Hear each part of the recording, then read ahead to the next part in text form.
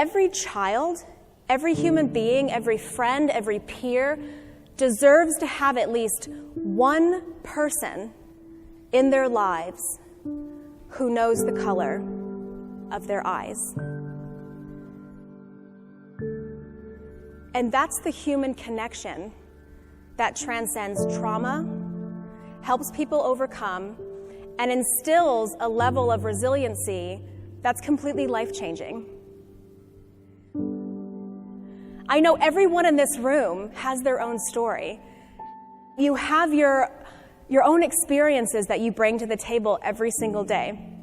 So I'm hoping that our time together is just a reminder of how sometimes those interactions are so much deeper than you maybe ever could imagine.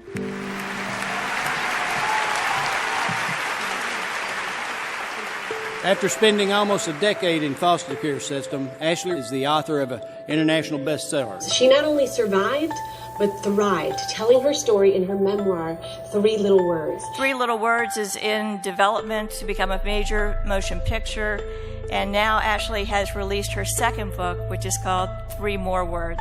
She's been featured on Montel Williams' Good Morning America, and most importantly, on the 99-cent Cool Ranch Dorito bags.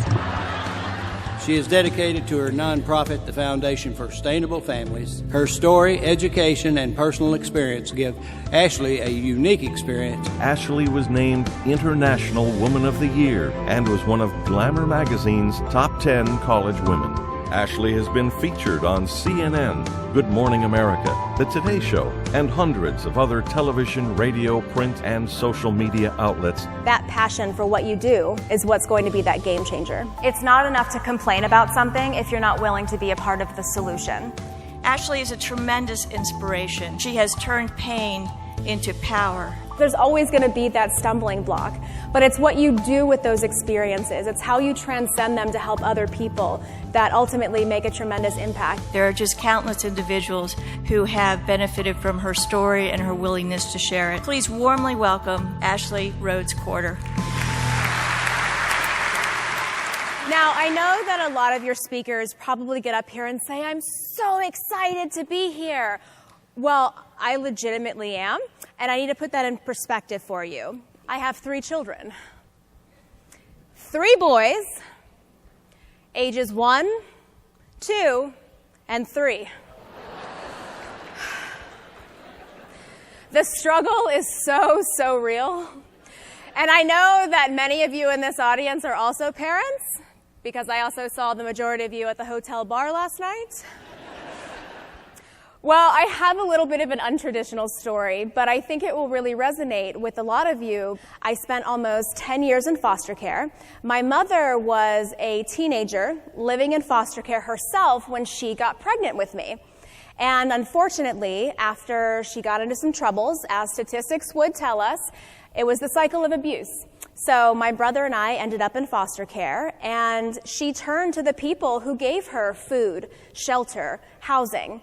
Unfortunately, those people were the drug dealers and the pimps and the people who didn't progress her life in a positive way. There is always a way to overcome even the most frustrating circumstances. I was able to find my outlet and my sanctuary in school. I used to say I acted out academically when I would go back into my foster homes and use bigger words than they understood. And I think everybody has a variety of coping mechanisms that they use to get through their daily lives, to get through their struggles. So you have to be able to recognize within yourself, what are you processing? What's affecting you the most? Do that internal inventory to really understand what you need to identify to make yourself more productive. Unfortunately, my mom was never given that guidance. She didn't have anyone to steer her in the right direction. So my brother and I spent over a decade in foster care. I had 14 different foster homes, and I later learned that almost 25% of them were or became convicted felons. Whoopsie tootsies. That's what I would call an operational oversight. I know some of you are like, God, Ashley, way to bring it down. There's a saying that you can never hate someone if you know their story. So even with all of the people in my life that have wronged me, It's been so interesting to understand their stories and their backgrounds and why they're bringing that particular attitude to the table. And sometimes inspiration and that life-turning moment comes when you least expect it. It comes in a really scary package. It comes when you didn't even think that you were ready for it. I was really curious who could have made the biggest difference in my life. So I went through and I started counting all of the supervisors, all of the signatures, all of the different professionals that interacted with my case. And ultimately, it was something like 54 caseworkers, 23 attorneys, 17 psychologists, psychiatrists, and therapists, 5 guardian ad litem staff, 4 judges, 4 court personnel, 3 abuse registry workers, 2 primary caseworkers, and then ultimately, this volunteer. So in the end, this one woman, who was the only person not paid to take care of me, was the only one who believed me when I said I was being abused. She got me out of those abusive situations and ultimately found me the adopted family that transformed my life. That is the power of one person. I think what's really poignant about all of this is that you may not realize that you're a social worker. You actually have tremendous people skills, social work skills, and these are things that you use in your lives every day.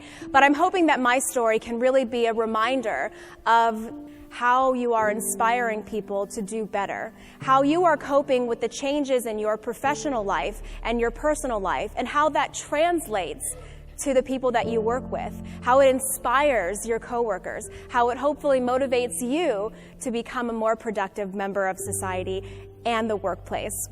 If you're able to really recognize and appreciate that you have an opportunity to make a tremendous difference for at least one person, that's huge. I want to thank you for everything that you have done, are doing, but most importantly, what you will be doing.